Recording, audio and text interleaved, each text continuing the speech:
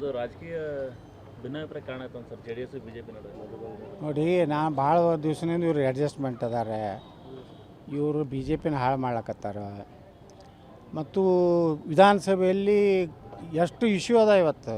ಈ ಸರ್ಕಾರ ಎಲ್ಲ ರಂಗದಲ್ಲಿ ವಿಫಲ ಆಗಿದೆ. ಭ್ರಷ್ಟಾಚಾರ ಅಂತರೂ ತಾರಕಕ್ಕೇರಿದೆ.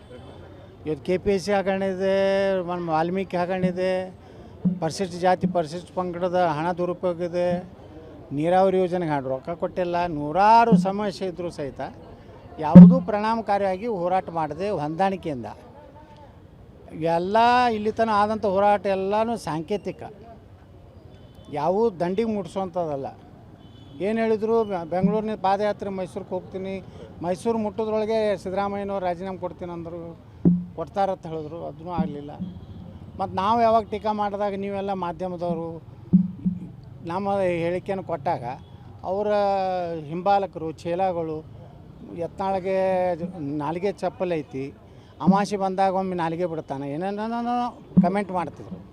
ಇವತ್ತು ಮಧು ಬಂಗಾರಪ್ಪ ಅಂದ್ರೆ ಕಡು ವಿರೋಧಿ ಶಿವಮೊಗ್ಗ ಜಿಲ್ಲೆಯಲ್ಲಿ. ಯಾರಿಗೆ? ಮಧು ಬಂಗಾರಪ್ಪ, ವಿಜೇಂದ್ರ ನಾವು ತಿಳ್ಕೊಂಡಿದ್ದೀವಿ. ಅವರಿಬ್ಬರು ಅಡ್ಜಸ್ಟ್ಮೆಂಟ್ ಅದಾರ ಅನ್ನೋದು ಮೊನ್ನೆ ಏನು ವೈರಲ್ ಆಗೈತಲ್ಲ, ಅದು ನೋಡಿದ್ರೆ ಇವರು ಎಲ್ಲ ನೋಡು ಹೊಂದಾಣಿಕೆ ಅದಾರೆ. ಯಾಕಂದ್ರೆ ಇವರು ಸಾಕಷ್ಟು ಇವ್ರು ಭ್ರಷ್ಟಾಚಾರ ಹಗರಣ ಅದಾವೆ. ಈಗ ಡಿ ಕೆ ಶಿವಕುಮಾರ್ ವಿರುದ್ಧನೂ ಮಾತಾಡೋದಿಲ್ಲ ವಿಧಾನಸಭೆ. ನೋಡ್ರಿ, ನಾಳೆ ನಮ್ದೇನು ಚಾಲೂ ಆಗ್ತದಲ್ಲ, ಯಾರು ಅಟ್ಯಾಕ್ ಮಾಡ್ತಾರೆ ನೋಡೋಣ. ಅಶೋಕರು ಮಾಡೋದಿಲ್ಲ, ಅವರು ಮಾಡೋದಿಲ್ಲ. ಮತ್ತು ಬಿ ಜೆ ಪಿ ವಿರೋಧ ಪಕ್ಷ ಹೆಂಗೆ ಆಗ್ತತಿ? ಯಾವುದೇ ತಾರ್ಕಿಕ ಅಂತ ಈಗ ಹೇಳ್ಯಾರ ಅವರು.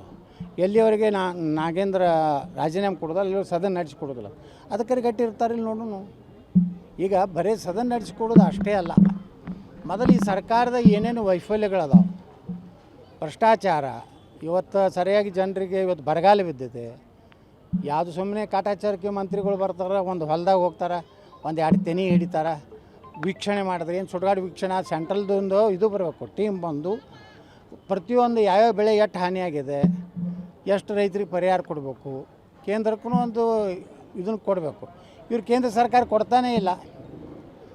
ಹೀಗಾಗಿ ಏನಾಗಿದೆ ಅಂದರೆ ಕರ್ನಾಟಕದಾಗ ಪೂರ್ತಿ ಆಡಳಿತ ವ್ಯವಸ್ಥೆ ಮತ್ತು ವಿರೋಧ ಪಕ್ಷ ಎರಡೂ ಕೂಡಿ ಸತ್ತು ಹೋಗ್ಯಾವು.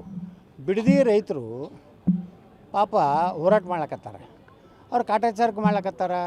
ಈಗಾಗಲೇ ಚೆಕ್ ತೊಗೊಂಡಾರ. ಚೆಕ್ ತೊಗೊಂಡವ್ರು ಶ್ರೀಮಂತ ರೈತರು, ಅವ್ರು ರೈತರಲ್ಲ. ನಮ್ಮಂಥ ರಾಜಕಾರಣಿಗಳು ಬೇನಾಮಿ ಏನು ಆಸ್ತಿ ಮಾಡ್ಯಾರಲ್ಲ. ಈಗ ರಾಜಕಾರಣಿಗಳು ಏನು ಮಾಡ್ತಾರೆ, ಯಾವುದೇ ಏರಿಯಾದಾಗ ಲ್ಯಾಂಡ್ ಎಕ್ವಿಸಿಷನ್ ಸ್ಟಾರ್ಟ್ ಆಯ್ತು ಅಂದ್ರೆ ರೈತರ ಕಡೆ 1 ಲಕ್ಷ 2 ಲಕ್ಷ 5 ಲಕ್ಷಕ್ಕೆ ತೊಗೋತಾರೆ. ತೊಗೊಂಡು ಅದನ್ನು KIDBಗೆ ಭೂ ಸ್ವಾಧೀನ ಕೊಡ್ತಾರೆ. ಅಲ್ಲಿ 25-30 ಲಕ್ಷ ಅವ್ರು ತೊಗೋತಾರೆ. ಅವ್ರಿಗೆ ಏಕ ನಂಬರ್ನಾಗ ರೊಕ್ಕ ಸಿಗ್ತೈತಿ.